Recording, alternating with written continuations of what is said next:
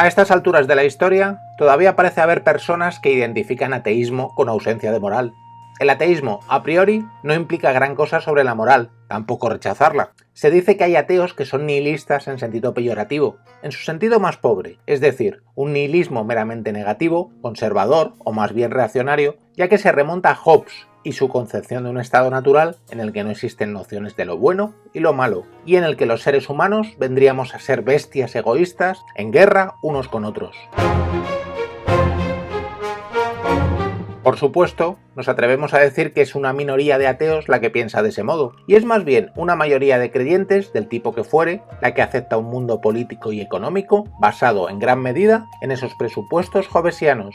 Empleamos entonces el término creyentes simplemente como sinónimo de conservadores, es decir, los que aceptan el mundo tal y como lo colocan ante sus ojos, por muy injusto e irracional que se muestre. Es una terminología tal vez muy suave cuando hablamos de reducir al ser humano al nivel de la bestia, incapaz de transformar el medio, condicionado entonces por fuerzas externas y preocupado solo por su propia supervivencia. Precisamente lo que nos diferencia de otros animales es la capacidad de elección, de proporcionar contenido a la moral, y no empleamos este término de manera restrictiva, sino todo lo contrario. Los ateos, al menos una mayoría de los que conocemos, consideramos que la moral no deriva de ninguna fuerza externa al ser humano y a las sociedades que ha creado, sino que surge de su propia potencialidad, de la capacidad que poseemos para transformar nuestro mundo con la única limitación de las leyes naturales, en las que, obviamente, no existe ninguna condición humana determinante previa.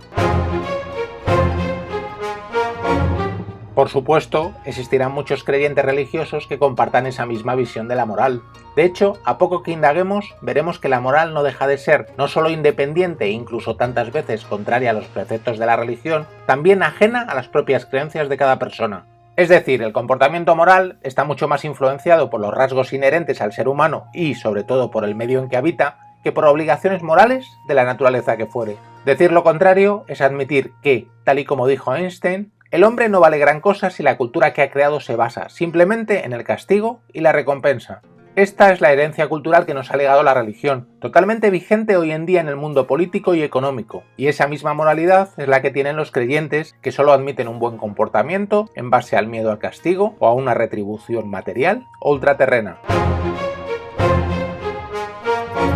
Pero no solo los creyentes. Los ateos que niegan cualquier contenido a la moral, negarla en sí es simplemente un despropósito, no dejan de tener la misma visión que los creyentes más cerrados y dogmáticos. Negar la posibilidad de que una acción sea buena o mala, muy probablemente, es tanto como decir que el bien y el mal deriva de algo tan arbitrario como una entidad sobrenatural. Por supuesto, la moral es independiente de cualquier creencia sobrenatural, pero hay que ir más allá, ya que la posibilidad de otorgarle un contenido lo más amplio depende del propio ser humano y su capacidad para transformar su entorno. Ateísmo, tal y como nosotros lo entendemos, y tal y como lo hace una mayoría de ateos que conocemos, consiste en la posibilidad de otorgar una mayor dignidad y moralidad al horizonte humano. Ateísmo no es sinónimo de un nihilismo negativo, pobre y falaz, que no es más que la otra cara del dogmatismo religioso. Ateísmo, si se quiere ver así, es un nihilismo combativo y positivo, capaz de generar un mundo nuevo ajeno a los dogmas y de otorgar sentido a la existencia humana.